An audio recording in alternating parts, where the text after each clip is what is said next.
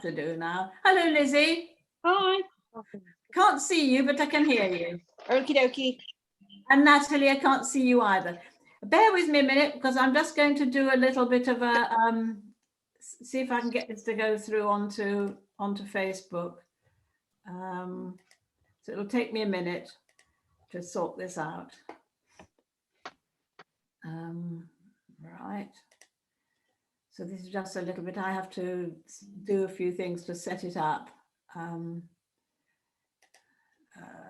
a group, friends, enemy.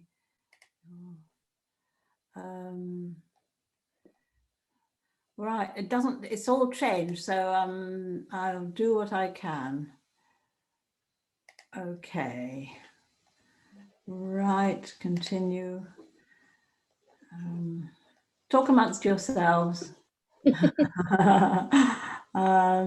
a group chat. Right, share on my group. Ah, that's what I want. Now it's going to ask me which group it is. So that's going to be you. Ah. There we go. Go live. Probably it might have gone live or not. Who knows? It doesn't want, subject does not have permission to create live video in this group. Well, that's very cheeky. Okay, I'll share it on my timeline, I think. Right, okay. It usually goes fine there. Right, okay. It's going to go on my timeline, so people will, in the group, won't see it.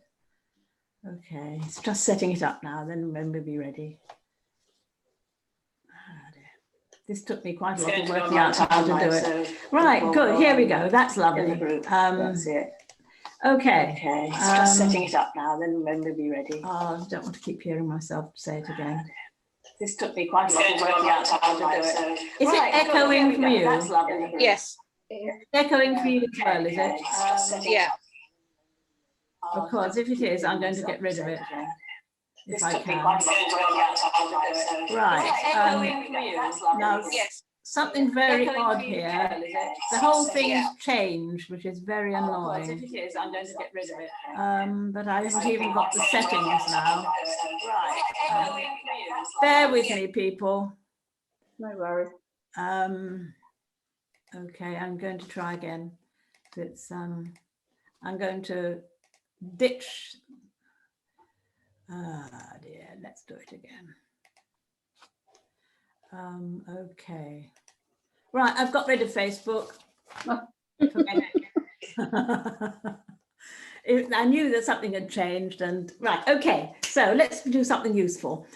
So what I'm going to ask you is, we've got, I can't see Lizzie, I can't see Natalie either, so it's quite nice to see you if we can. Yeah, I can't see. I don't know how you do that. Well, down the left-hand corner, I think it is. If you hover, you should see a video icon. Then if you just click on that, it should bring your picture up. There you Okay. go. I've got Lizzie. Hello. Here she is. Great. Hi. You really don't want to see me. I'm in my pajamas. Oh, right, we do. I mean, with me, I'm always fairly smart on the top when you don't know what I'm wearing down the bottom. It's quite good to see people's faces because then it's a bit more, you know, a bit more friendly, isn't it? Are you there, Natalie? I am in my PJs. That's all right. We can't. Oh, we don't see your face. Oh, hang on. I'll tell you if we see more than your face. You'll be able to see. That's all right. It's not a smart thing. It's not on Facebook, so you know, don't worry. And my hair's a mess. Sorry. Oh, also, I'm sure it's lovely.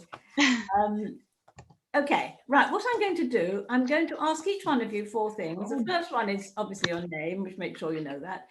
What your hello, you look lovely. What's the matter with you? Your name, the name of your dog, the breed of your dog, and the age of your dog. And the final thing is going to be just what topic you'd like to talk about. Okay, so I'm going to start with Kai because I can answer it for him. That's Kai and Sabrina. They've got Bailey, a boxer who's 2 years old. And the last one, what would you like to discuss, Kai? To be honest, it's mostly I'm just here to listen and learn and see what I can learn about canines in general. You can be a cheerleader. Brilliant. Okay. I can. Right, so Oh, Justine, you've got lost you all. Luda. Sorry? Right, I've lost you. The dog's just knocked my. Can you hear And us? I don't know how to get back on it now. Well, you're there as far as I'm concerned. Can you hear?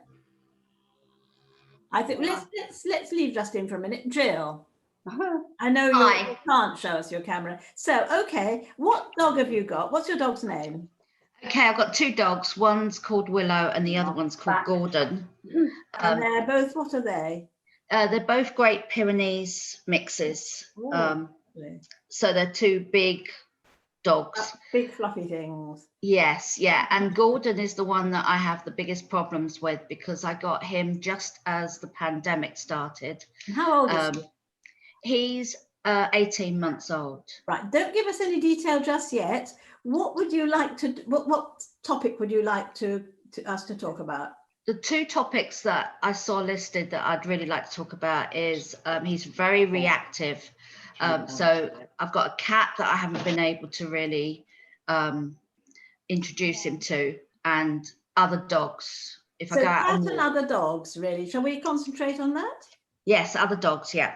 Okay, cat and other dogs, right. Okay, so now, are you back, Justine? Yes, I am. Yeah. Oh, brilliant. Yeah, I Right, can see you what all topic again. would you like to talk about? I'd like to talk about walking on the lead Lead. because Ludo just pulls terribly, Okay, and also possible fear of the traffic, which I think is probably more the panic pull. okay, When I'm on the main. I live on a very busy main road. okay. a Well, we'll lot talk of about lorries. that. Don't go into detail because I'm going to have to Okay. put an awful lot in here. What I'm doing, I'm going to find out first of all what you all want to talk about, and anything which is doubled up where more than one of you, we'll make sure we do that most, and then we'll look. You know, we'll see. We'll play it by ear. So next person, Natalie, can you tell us the same thing? Your dog's name? Yep, I've got a working Cocker Spaniel called Ruby. Yeah. She's 14 months now. Yes.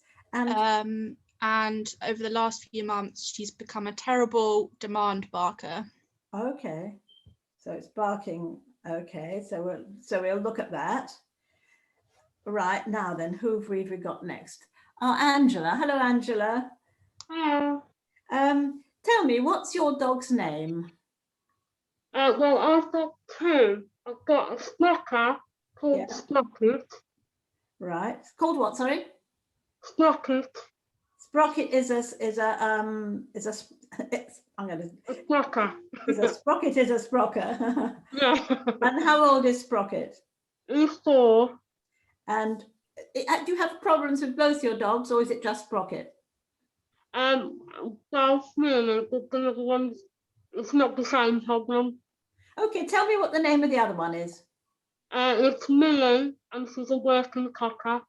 Okay, and how old? She's 3. Right, and what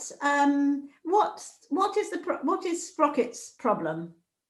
Sprocket is scared of everything. Noises, movement.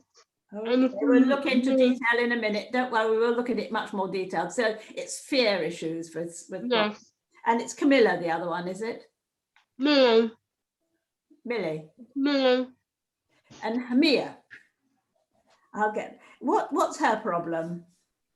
She's just hyperactive. She don't settle Okay, right. until So, night time. right. Okay. Now, who haven't we asked? We've got one. It's Liz. Oh, we've asked you. No, we haven't asked you, Lizzie. Right, Lizzie, what have you got? I've got a nearly 13-year-old Patterdale Terrier Cross Yes. called Baelish. Ailish. An Irish. Baelish. Yes. Unfortunately, he's got a tumour growing in his nose. Oh. Oh. So I'm trying to find, because we used to do a lot of sort of sniffing games and things like that with him. Yes. but obviously he's not getting the same out of it I these read days. you wrote that in the group, didn't you, about it? Yeah, so it's really enrichment for senior dogs, Oh, golly, yes. for senior poorly dogs. Right, it's difficult, isn't it? I nearly didn't make this meeting because I've got a dog of 16 and he's got the runs at the moment. It's like water. And I've been having to Oh, throw him, cleaning him up, and I thought, what am I going to do? But I gave him a human Imodium, which apparently is okay once in a while, because I could do something. You just can't have that. And they never do it in the middle of the day, do they? It's either weekend, bank holiday, when you can't get to the vet. Anyhow, right, let's see what we've got here. In fact, we've got a little bit of everything, haven't we? The thing is, obviously, with a meeting like this, we can't go into individual detail too greatly, not like I would if I was with you, because it really, to do an accurate thing, we need a really good diagnosis, which is based on lots of questions, you know, because otherwise this isn't really so much tailored to you as general, if you like. But because I've been to so many people, I've picked up an awful lot of, you know, a lot of things. Okay, so let's start then. As Justine, you got here first. We've got the truth, lead walking. Right. What I was expecting was to find that some of your problems were doubled up, but they're not, are they? We've all got different things. So I think we're going to need to do them not too detailed. Right, lead walking. Okay. 7 months old. When you go out, would you say, what equipment do you use for a start? I use a harness for him now. I was just using a collar and lead, because he's nearly strangling himself and makes awful noises. I've gone to a harness. Yeah. But I think, of course, he's got more power really on a harness. Well, So I'll show you a harness, a perfect fit harness, if I can see mine. It's somewhere around here. To start with, I would suggest you separate the whole thing of pulling from the excitement, because no doubt, is he a brave dog or is he a scared dog? I'd say he's a very chilled dog, but I don't think he's ever such a confident. I think he lacks confidence in certain areas. So when you're out and he's pulling, is he Yeah. pulling because he's excited and want to get to things, or do you think he's pulling because he's anxious? I think it's a mixture. I think Okay. sometimes he seems to have got into a real habit of pulling when we go out the door. Because I live on a really main road, and I have to walk a little way along the busy road to a track that then goes to the fields at the back of me. So I think to begin with, it's excitement to going out. Yeah. But then when we come back, he pulls coming back again. He knows when we're coming home. Oh yes, he wants to go home. Right, I was going to give So you like two. a real panic scramble pull to get, Yeah. as if he wants to get off the road. Off Right, the path. okay, don't go anymore because I can't go into too much No, depth. okay. If I was seeing you for an hour, we'd go into great detail, but let me Yeah. just give you a few sort of obvious tips, things that are obvious to me, which might help. I would, first of all, separate the whole thing of walking technique from the emotion, whether it's fear or excitement or whatever makes him want to pull. Because if he was somewhere with no distractions, he wouldn't pull. So If he does pull, that's the thing. I can't. It doesn't. okay, always well, this is what I'm explain- going to suggest to you, so you Yeah. can teach him not to pull. The first thing to do is get yourself a perfect fit harness. Now I'm going to show you one. I'm going to show you one for a German Shepherd. It looks absolutely enormous. If that's the head of the dog, oh no, wrong way around. That's the head. It's got a nice big hook on the back, which of course, just better for him to pull you with. But on the chest, it's got another ring, okay? Yeah, Now, my harness has got that. I've got a front ring and a. well done. Okay, well, do this then. Get a training lead. So you've got a training lead, one with hook both ends, okay? And pop it on the front only to start with. Now, don't, Okay. now with it on the front only, go for a little walk in your garden and walk about like you're drunk and back in the house, round the house, round the garden, and encourage him. And he's a good boy when he's walking back next to you, good boy. So walking next to you is a pleasure. If he wants to go off to the end of the lead, that's fine. Let him just wait for him to stop, then call him back. Come on, good boy, and give him a little bit of food for coming back to you. So walking on a loose lead with no distractions is going to be fun around your house and in your garden. Okay, you can do it. If you put it on, the thing is, if you have the lead on the back, it's like pulling, it's like tug of war. If I pull you this way, you're going to go that way. And so if you have the lead on the front, the dog almost follows the lead. Okay, so I'm a Okay. behaviorist, not a trainer. So with the pulling, I actually prefer to look at why the dog's pulling. So once you've got the technique out of the way, then you need to be dealing with the fear or excitement. Now here, I haven't got time to do that, but I'll give you one No. little tip. You've got a very busy road and you need to get him to feel better about traffic. Now, do you have a front garden? Yes. How far is it back from the road that your door? It's quite a distance from it's Really? I'm quite set back off of the main road. He can see the cars go past from your door, can he? Yes. Well, what I would do, I would take a chair on a nice, when the weather's nice, not so cold, take a chair, sit in the front door, put him on a nice long line, which is long enough to get to the road, but no longer, and leave the door open so he can go back in the house.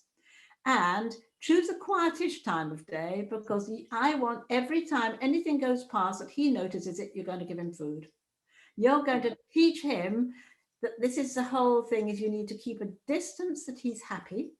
Yeah. He has to feel freedom, and then he's got to know that if a cars trigger something good, so perhaps use something special like chicken or cheese. So say something goes past, a motorbike, a car, you can go yes. And Yeah, it's not. I notice it is normally like if a really loud motorbike or a big Arctic much worse. lorry goes by. But as soon as he alerts to anything, immediately go yes. Don't go good boy, da da da. Yes, to mark what you're going to feed him for. That's what I'm feeding you, and that thing triggers chicken. Now, if you could do that, not go near the road until he's ready, you could get gradually nearer and nearer and nearer, but you would gradually get him so he's okay with it. But meanwhile, you can't walk him along that road. You'd have to take him in the car. I've been going out in the car actually. I've just been taking him out in the car. I would do that. I would Yeah. pop him in the car. Meanwhile, work on getting him confidence, and that is what I would do. I can't really do any more in this setup, but those two things will make a big difference. You try them. Okay, thank Okay. you. Yeah. Right, now, who shall we have? Who was second here? Kai was second here, but he's just listening, aren't you? I think you were next. Jill was next. Hi. Are you there? Yes, I'm here. Okay. So let's see. You've got Gordon, who's the main problem. When you say he's reactive, you're worried most of all about how he is with the cat and how he is with other dogs. Is that right? Yeah, with the cat, she doesn't come downstairs in our house very often. She's even more scared than the dogs are, and she's a rescue. So I don't know what her background is, but but occasionally when she does come down, as soon as he sees her, he just tears towards her, like barking and yelping and everything, and she just runs straight back up the stairs. Well, there is a thing. I mean, I actually help quite a few people with a similar thing, and it's a slow job, and it has to be that the dog has to be, there needs to be, the cat has to feel safe. So the only way you can do it really is a barrier between them, something like a gate between them. And you really need two people. You need one with a cat and the other with a dog, and the dog on lead, so there's no charging at the gate.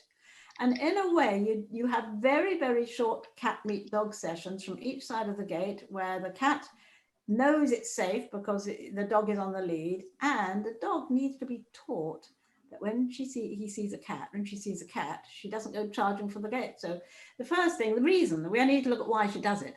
It's very likely it's either going to be prey drive, it's something to chase, which is probably because the cat runs, or she may be a little bit scared of the cat, because cats have this way of staring. So we would look and see why, and then I would be working. I might lose a clicker. I'd do various things. I'd find a way that you could work on cat and dog, because you can't do it if they can't see each other. You can't improve the situation. If every time the cat comes, a dog charges and cat runs, you can't do anything. So you can only do it in a controlled setup. Yes, yeah, and it's very hard with the cat because she's scared of a lot of things too. So trying to get her to come down and stay is the hard thing. Very difficult. She might, though, if you had a gate.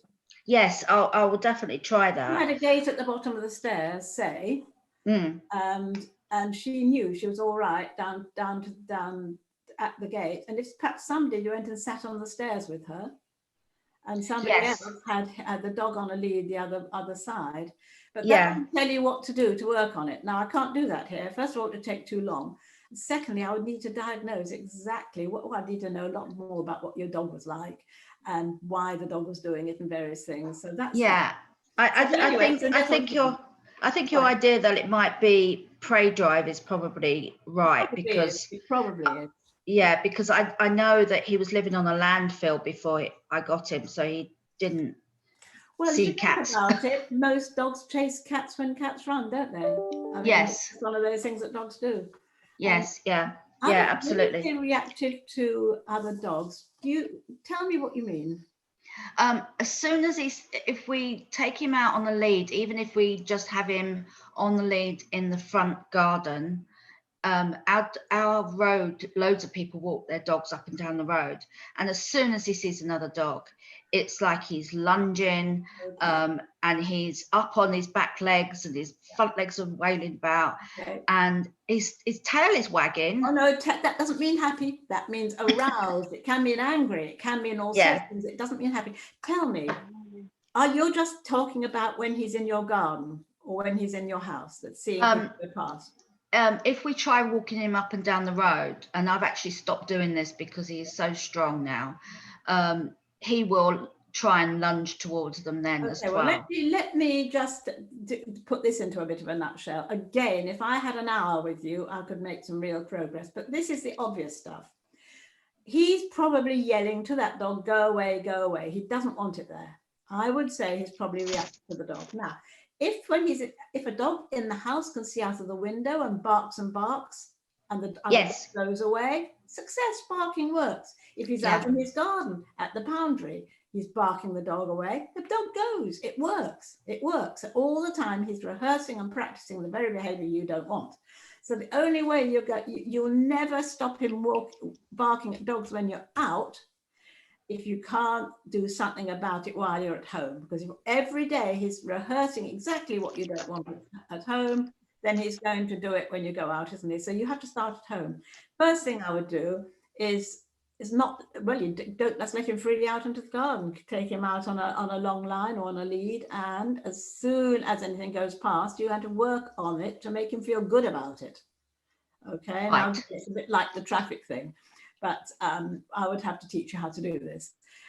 But you know, that's the only way you'll do it. And then when you're out, the thing is they're too close. He just wants to get rid of them. He doesn't want them, and it works. You can see the principle. The principle really is that he has to be at a distance he can cope, and he just has to stop rehearsing it. Okay. I don't know. Have you got a back garden where he can't see the traffic, see the dogs? And I do have a back garden. The problem with that is that it is, although it's fenced, it's chain link fencing between us and an open hill with woods and everything, and so people do walk their dogs there as well.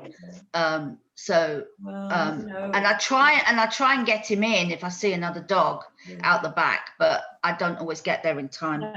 I think the only way if you really want to do something about this, but the bottom line is to things like this is if you carry on doing exactly what you're doing now, the dog is going to carry on doing just exactly what he does, and he's going to get worse. So you have to do something different.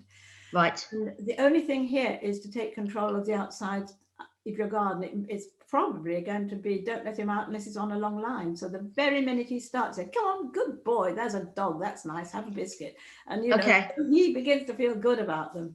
But you can't let him go, you know, you can't rely on him coming to you when you call him, because he's all wired up seeing a dog. He's going to say, bugger you, I'm going to wait until you wait until I chase the dog off before I'm coming in, you know. Yes. So, you know, how you get him to feel better about other dogs is all about, I mean, we call it counter conditioning, and it's a long process, but it depends on quite a lot of circumstances to your own dogs. I'd have to ask you lots of questions. But on the whole, I can just tell you that the more he rehearses it, the more successful he is, the more he's going to do it.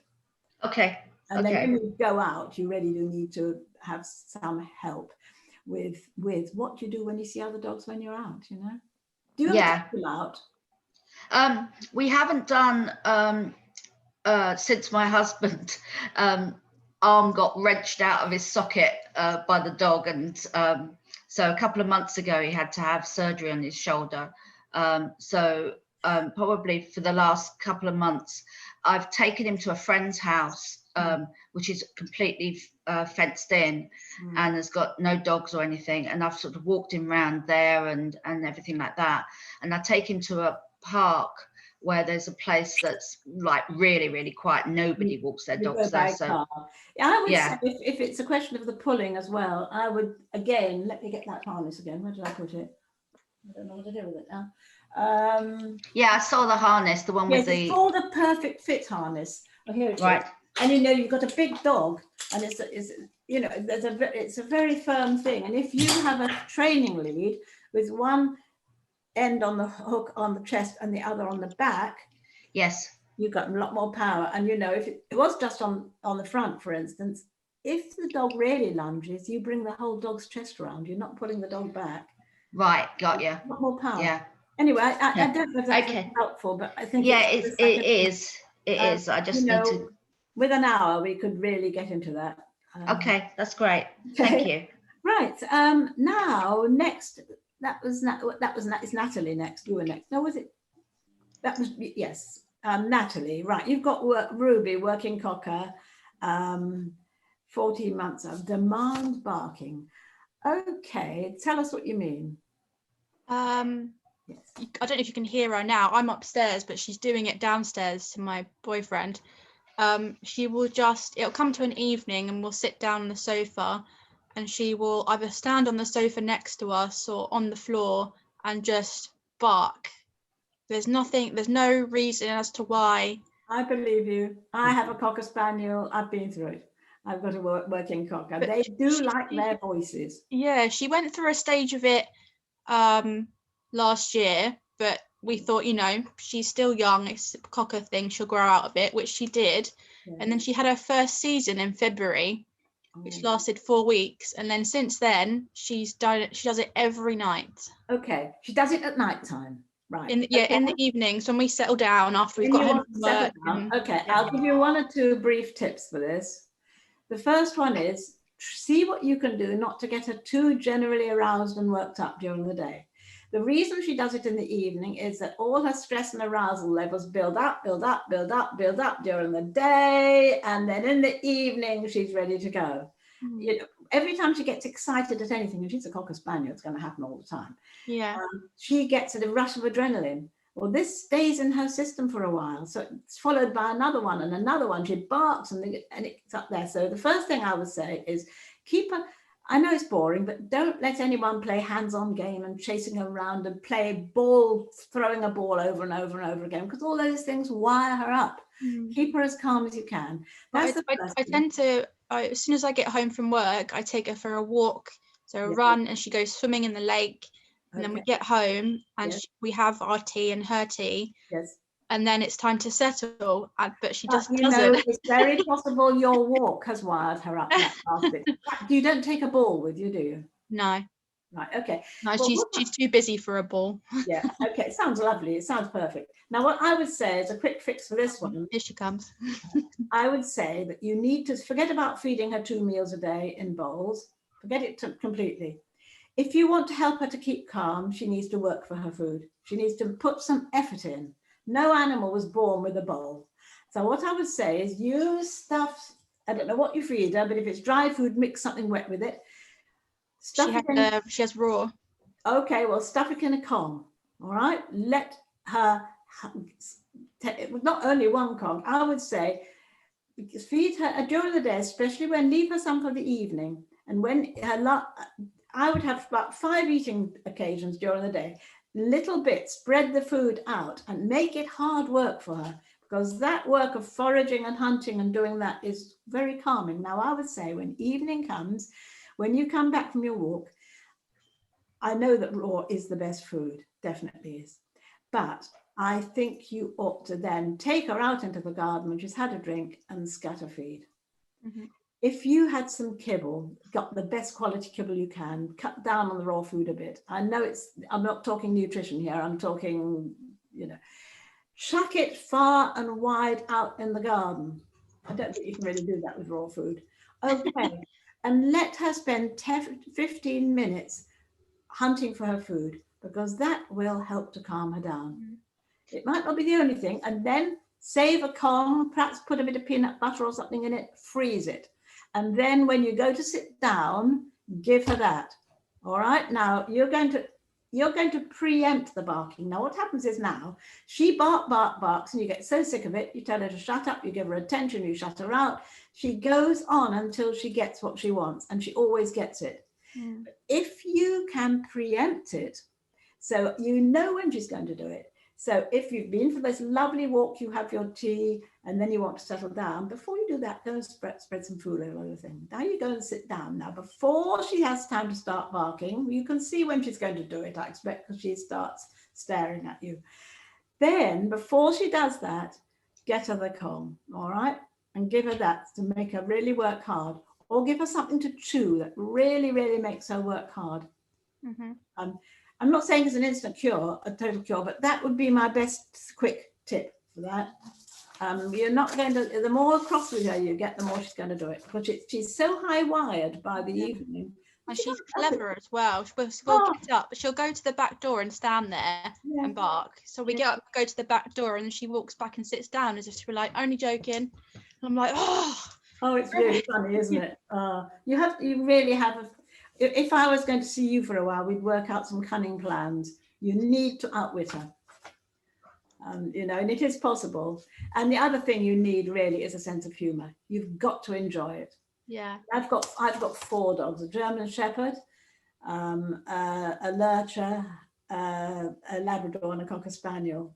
And my working Cocker is more trouble than the other 3 to put together. You know, but you know, I have to say I love him best. He's very, very hard work. He's very demanding. Yeah. All the tricks. Yeah, it's only the evenings. As soon as it's bedtime, she's straight up there and straight to sleep.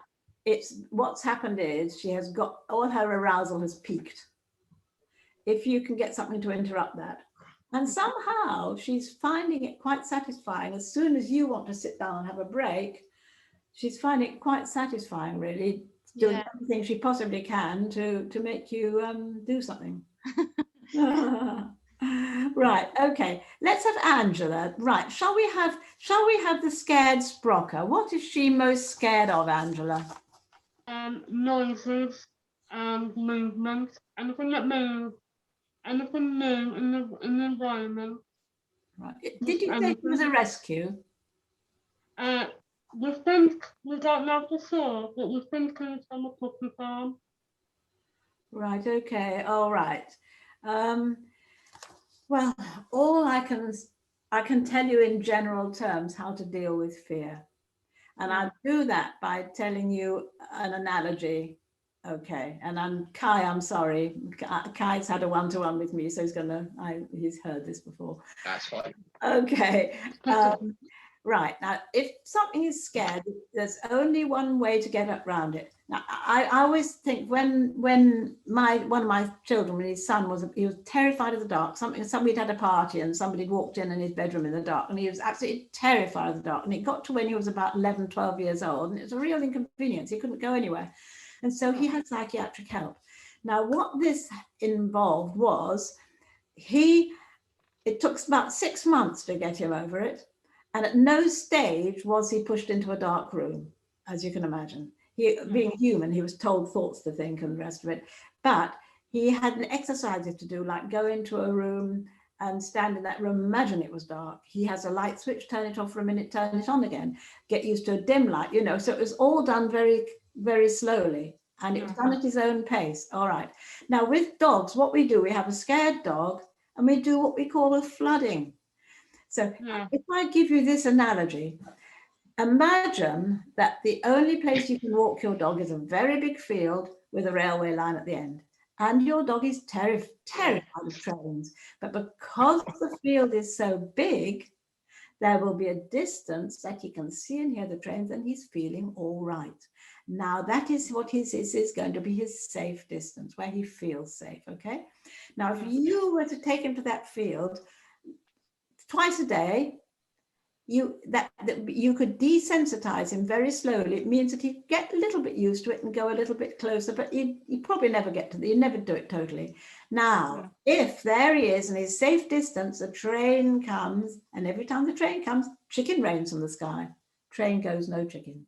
Another train, chicken comes. And so he begins to realize that when he sees a train triggers chicken. It's a bit like I forgot who it was, but oh yes, it was Justine and the traffic. Okay, now if there he is in the field, it is safe distance, the trains come, and every time a train comes, chicken falls on place. He's going to probably quite quickly get near the trains thinking, I'd like some more chicken. All right, so that's the principle. That's counter conditioning. Now, if he had the train line and you took him and you thought, well, I can't be bothered with this. I'm going to go and hold him tight. I'm going to stand him by that train line, and he's going to have to put up with and get used to it. That is called flooding. And flooding nearly always makes it even worse. Now, what Justine does when she walks along by the traffic is flooding. What you do, every time you put him too close to something he's scared of, you're flooding. I know this isn't very helpful because there's going to be lots of little things, but on the whole, you need to find a distance if it's a thing he's near, or a volume if it's a bang, if you can, to practice these things at a level he can cope. Or even if you can't, you need to somehow trigger these, let these things trigger something good. So it's, do you see? So the other thing is what they call trigger stacking. So if he's a frightened dog and he has one thing scared, Trigger stacks all through the game. yeah, he will do more and more and more. It builds up, and yeah, he's seen one thing, he could perhaps handle one, but the second one and the third and the fourth, it gets. And then it explodes. Have you been to your vet? Have you asked your vet to give him something? Yes, I have. But he's so scared of the vet. Right. I can't even get him into the vet. No, but okay, so it won't even. No. What you could try, it might make no difference at all. I think if you went to the vet, they would often say these things aren't as good as a sort of proper drug like, proper drug, but they might say try an adaptil collar, which might just take the edge off a little bit. You never know. Yeah. And there's another thing called Zilkine, which is. You've tried it, have you? I mean, they really don't make a huge difference, but really, we need to be able to get hold of medication. If you could afford a veterinary behaviourist, and there aren't very many in England, they cost an awful lot of money. It's a veterinary behaviourist as well. Easy to put out, so I might look into that, to be fair. If it's the insurance may cover it, I don't know, except it's a pre-existing condition, isn't it? But that a veterinary behaviourist can prescribe, but they're still going to have to see the dog. Yeah, because when we first had him, we couldn't get him out of his place, but then he slowly came out.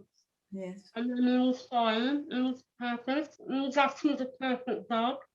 But things happened to him over a period of a shame, isn't it? Yeah. It really is an awful shame. Totally went back to the way it was before. And then he's just scared of everything. I would suggest that anything to do with fear, which is extreme like this, really needs a one-to-one of some sort. Because if I were to do an online session with you, I'd ask you lots of questions, and we would find each thing that scared him and look at each one and what to do about it. Yeah. Right. Let's just go on to Lizzie first, and if we've got time, we'll come back to the hyperactive. Okay. So this is something I don't know if I can really help you with, Lizzie. Tell us the story again. Tell us. Everybody here might have a suggestion for you. Tell us about. Okay. Well, I think generally he's okay. He's enjoying his walks, which is good. But we're careful because of all the medication he's on. Not to be taking him out when it gets too warm, or if it's too cold, or if it's too wet or anything, or too windy even. So we're kind of selective with when we take him out. We don't take him out every day. Right. He sleeps a fair amount, again, largely because of the medication, but also because of his age, I suspect. but basically I just want to make sure that he's as happy as I can possibly get him. But he does, when we do go out for walks, he does seem to enjoy himself, but he doesn't do as much sniffing as he used to because of his nose problem, I think. Yeah. I mean, you can tell if they enjoy themselves. My old boy, we have to have him put to sleep very shortly, but he still enjoys going out just out of a little field and slowly going out there and sniffing. So he's still got things in life he likes to do, you know.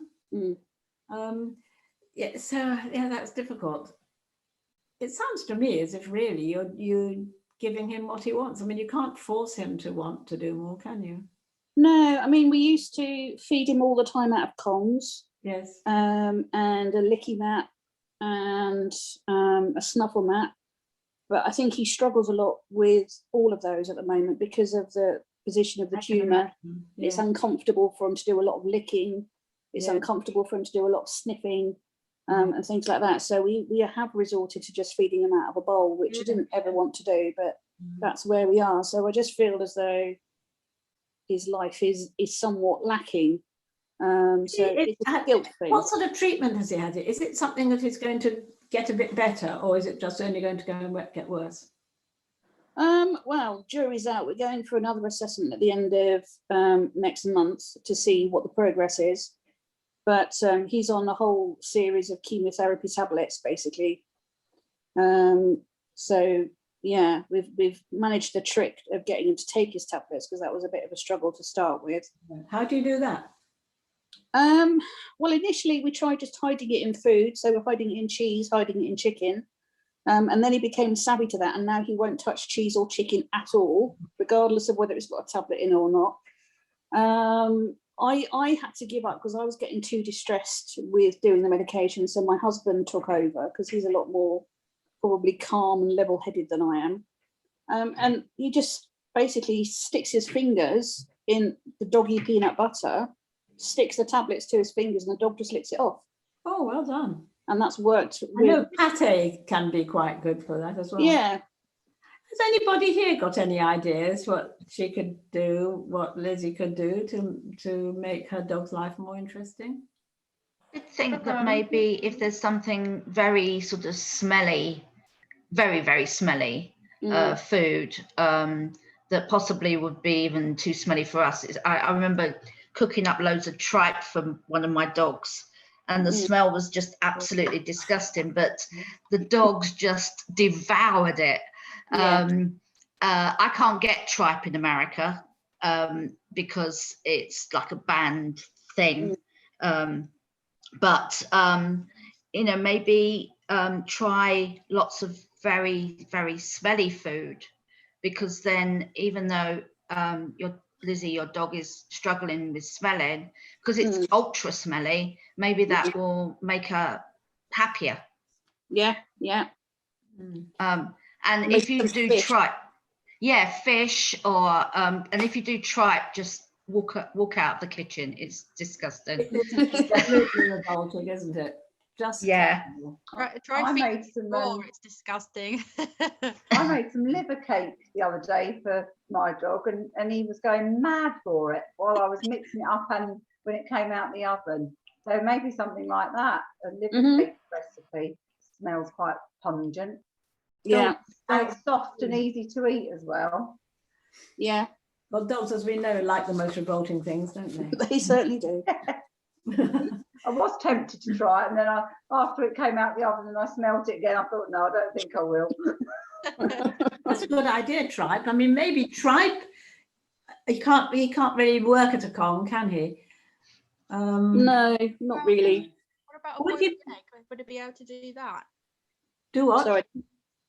Boiled egg. We give Ruby, we boil an egg, wait till it's be cold, and then she strips off the shell and eats the egg as a enrichment. Might That's be a good idea.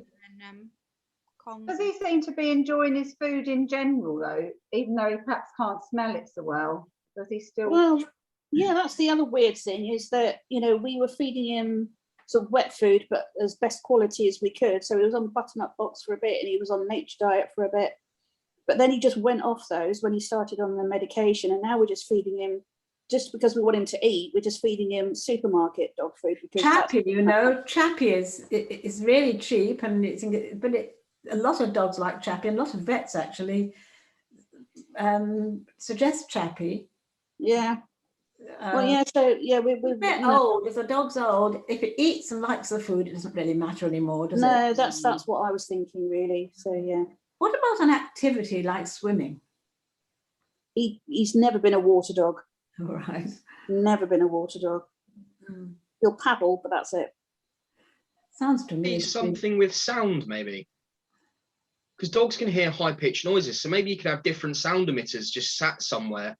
Set one Yeah. of them off, and he has to go and find it. So then he's not using his nose, but he can still use the sound to find what he's looking Yeah. for. Yeah. That Oh, might be like, that's or good light. Yeah. Obviously, dogs can see blue; they can't see red. But maybe you could do the same thing with light. Because So he you could blue go and towards the blue light. and yellow. Yeah. Well, Yeah, I think with actually, you sight, made it's me more think of movement, isn't something, it? Kai. You can get dog TV. I think you can get it on the internet. It's in America, isn't it, Jill? Yes, that's Um, right. And you know, it's like a complete variety of things. Like I can remember it was a golden retriever bouncing through corn, and then they'll have soft bits, and they have special dog music, and they'll have other things. You know, look up dog TV. Okay. I just thought about it online. because I thought about dog whistles and how they can hear a lot higher pitched sounds Yes, than we can. yeah, So maybe yes. you could do something like that. Teach Yeah, them them to track the whistle sound. sounds. Yes, that's a good idea. Yeah, it's Yeah, good. I'll look into that. Hmm. Or as I said, there's always light which you could use to like move around. You know, like those cats have toys on the end of rope you Oh. drag around for them. Yes. Mm. You put like a blue light on that because they can see blue. So it might be that you can essentially track the light, follow it where it goes, just to see what you can do with that. Yeah. Okay. I wonder how. I bet he's got some sense of smell, hasn't he? I think so. Yeah. You can get smell of duck and stuff, can't you, for working cockers, for hunting dogs? So you Yeah. get the smell of that. You probably some like that. Yeah. Shall we? I think we've more or less covered everything except for Mia and being hyperactive. Is that right, Angela? Yes, that's correct. Just generally being a hyperactive dog. Yes, she's woo, like that. All the All time. Yeah, all the time until night time, and then as you can see, I It's can't. just- It's very dark. You're so dark. I can hardly see you. it's Yeah. possible. Yeah, she's just asleep now. At night time she's perfect, but in the day she's like this, and when I go out with my other dog, she howls and cries for me. Hmm. Um, Well, I mean, you've already said it with the trigger stacking and the other thing. It's the same thing in a way, isn't it? The excitement, all the things, and it's a question. Like again, it seems to me nearly everybody I go to, I spend quite a bit of the time looking at ways that they can keep their dog calm.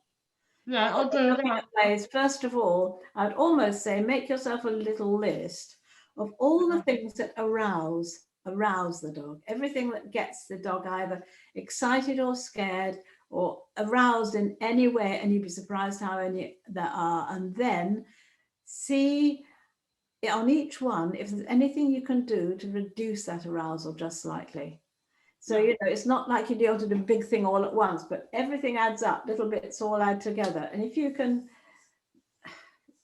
the thing about it is when he's got hyped up or she's got hyped up, then she has to, it's a bit like a volcano, which is when it's ready to blow, it has to blow. You can't put a lid on it, you know? Yeah. So you want to try to stop it getting to that. But then the other thing is when she gets to that, you need to give her ways of allowing it to blow. Don't try to stop her, if you like, because if you imagine if you stop it, it's going to come out even worse later, isn't it? Yeah. Well, I'll make her work food. Every piece of food that she has to do something for it. She has to do it for it. Yeah. And I've done very calming games that she has to play. And work Okay, well, let me give you one Okay. one or two little tricks. That's the only thing I can really think of doing here. The first is Sometimes at a time of day when you're about to do something that gets them quite excited, like you're going to go to the kitchen to get something, you're going to go, try walking very, very slowly. You know those robot dance things? Yeah. Really, really slow and be very quiet. And the dog thinks, God, what are you doing? Okay, and it really does quite calm. That's one thing you could try doing. Just Yeah, I'll do that when I take a dog walk. I walk really slowly. it is When I'm really done. quite funny, isn't it? And the Yeah. other thing is, what about creating a pattern? Sometimes when the dog is so excited and doesn't know what to do with herself, if when she's not too excited, you create a pattern, something like this. You walk just quite slowly and you say, you count as you go. So 1, 2, 3, 4, and then maybe on 5 is going to be food. 1, 2, 3, 4, food. I'm making this up. You could do 10 of them. You could do, but I think 5 is a good number. Now, after you've done that about 5, 6 times, she's going to know if you start walking, counting 1, 2, 3, she's going to think, she's going to start anticipating number 5. Yeah. Right? She can't run ahead if you get it because it's not there already. So she's got to wait. Also, it means that if she's suddenly wild and doing all this and you want to get her attention, if you start going 1, 2, she knows now all she's going to be doing is thinking about 5 and the food. All right. And that is quite a good, if you want to try to break a sort of excitement thing, it's quite a useful little trick, really, getting a sequence. And then when she does that, when it's really good, then you can start making it more difficult. You can make it like, get her to 1, 2, 3, 4, 5, sit, food. Okay, so then you go 1, 2, 3, 4, 5, and then after you've taught her that, don't tell her to sit, you just wait. Now give her the food. Now, if you've done that, you can do practice sitting the down food. And after you've taught her that a couple of times, don't tell her anymore. You have to use her brain, do the 1, 2, 3, you know what I mean? Make so you have a sequence where she's got to concentrate on things. It's quite a calming thing, you know. I mean, it's rather like we need to do less with them. We think of a dog that's very hyper, you have to do more with them. If you can do less, certainly no ball play, nothing like that. Yeah. I think I've actually caused the problem, to be fair, because every time I move, yes, oh, what's he doing? What's he doing? What's he doing? I know. My Cocker Spaniel's called Pickle. He called himself Pickle. If I used to only have to go, that I'd be at my computer, I'd draw breath. He'd go, oh, we're going out, You know, what's happening? Well, so what I did then was I kept going and then carrying on. I did it so many times I got sick of it, and so he no longer thought we were going out. Every time I move, yeah. Like, what's going on? What's he going to do? I know. Something's going to happen. And then, yeah. Well, you know, half the problem, it's your own fault for having Cocker Spaniel. Oh, yeah. I mean, you know, you get some of them are really calm, but you know, they do. And of course, Kai's got a boxer, and that's not renowned for being calm either. Definitely not. Calm, if there's an off switch, I haven't yet found it. He's asleep now. That's true. He is currently sleeping, to be fair, which is probably why there's currently no noise. Well, I found out that if I lie on the settee, they will go to sleep. Sorry, I didn't hear. Say it again. If I lie down on the settee, they'll go and lie down. Oh, you go and lie down? Yeah, they'll go and lie down.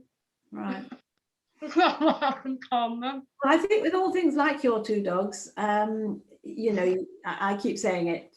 I mean, I know just how effective having a one-to-one is. I mean, I'm not here trying to sell you one-to-ones, but you know I can help a lot more than with just, you know.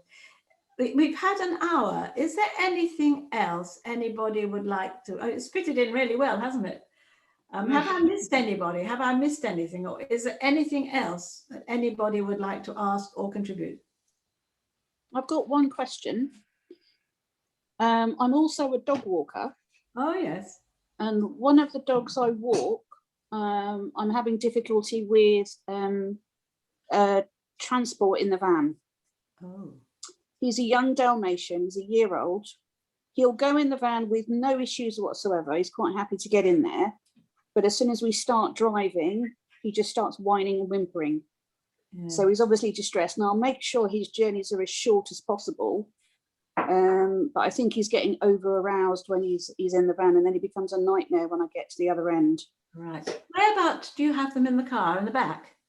It's in a van, so I've got fitted cages, Yeah. and he's in the biggest one because he's a big lad. Does he do this for his owners in their car? Yeah, yeah, Right, so but not to the same extent apparently. do you have other dogs in the car? It's whether he's on his own or whether there's other dogs there. Difference. It makes no difference. Can he see out? No. Difficult. I imagine it's something his owners need to work on, isn't it? Mm. I wonder, has anybody got any suggestions for that one? I have. Go on then. Put him in the car, in the van, shut the door, turn the curtain, put the engine on, don't go anywhere. Just don't go anywhere. And then turn the engine off, get out, take the dog out, and swing back into the house. And keep doing that, doing it.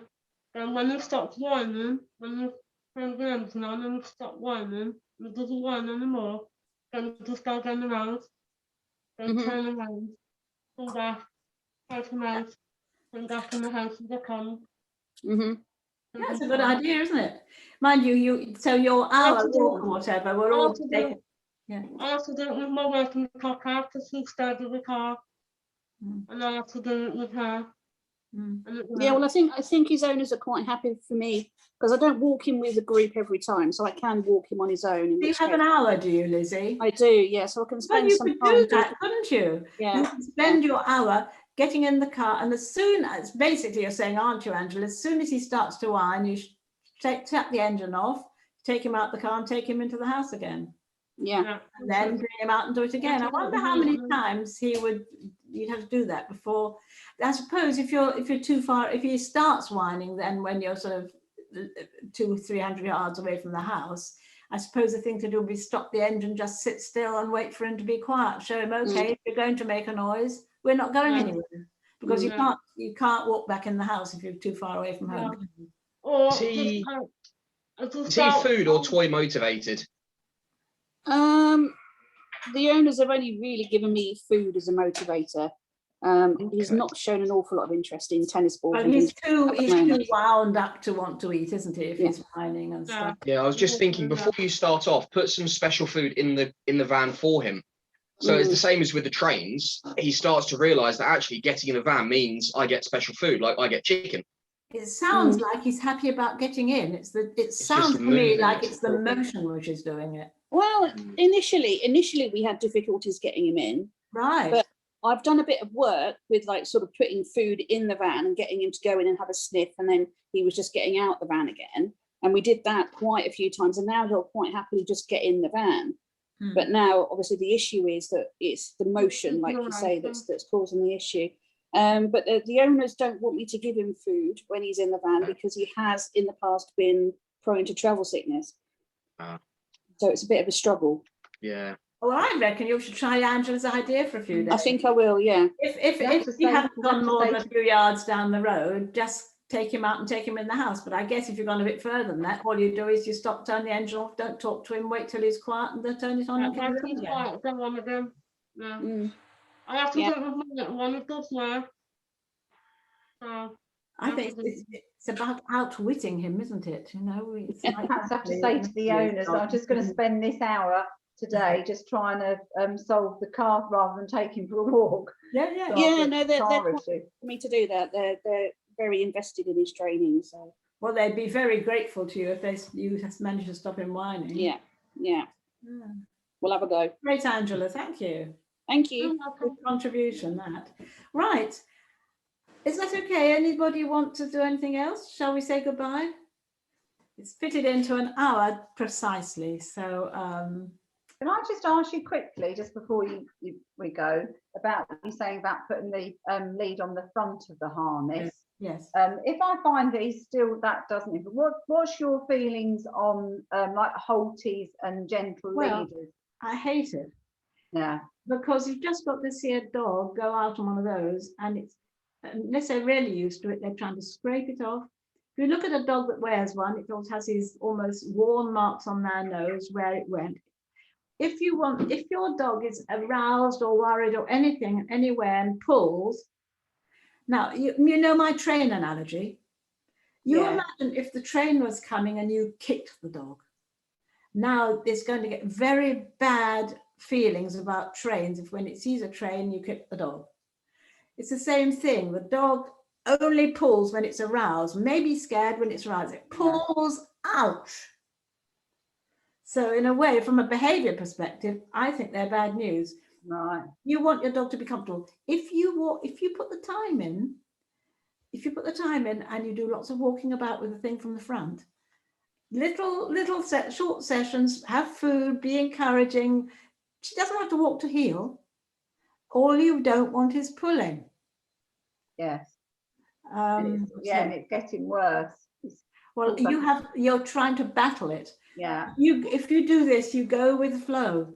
You walk all around like you're drunk. Only follow him. I mean, as well around the house and garden. Yes, that's long. Yeah, that's the really weird thing though, is I can walk in really quite well on the lead in the garden. I practice up and down. I can even get him to walk to the heel off of the lead. But as soon as we go out. But it's not weird because he's not pulling because he doesn't know how to walk on a loose lead. He's pulling because he's anxious or excited. Yeah. And so he's scared.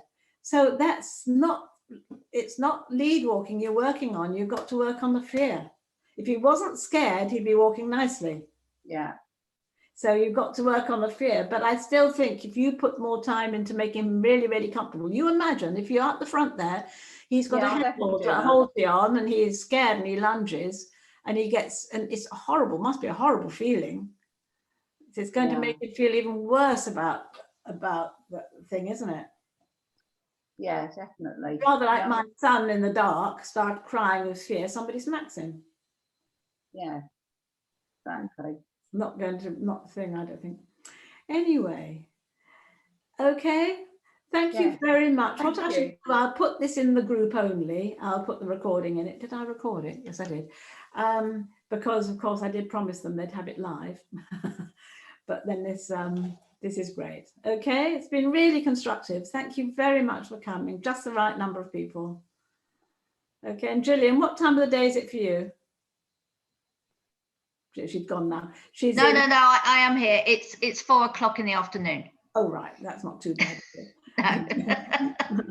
Bye bye, everybody. All right, bye-bye. Thank Bye-bye you. then. Bye.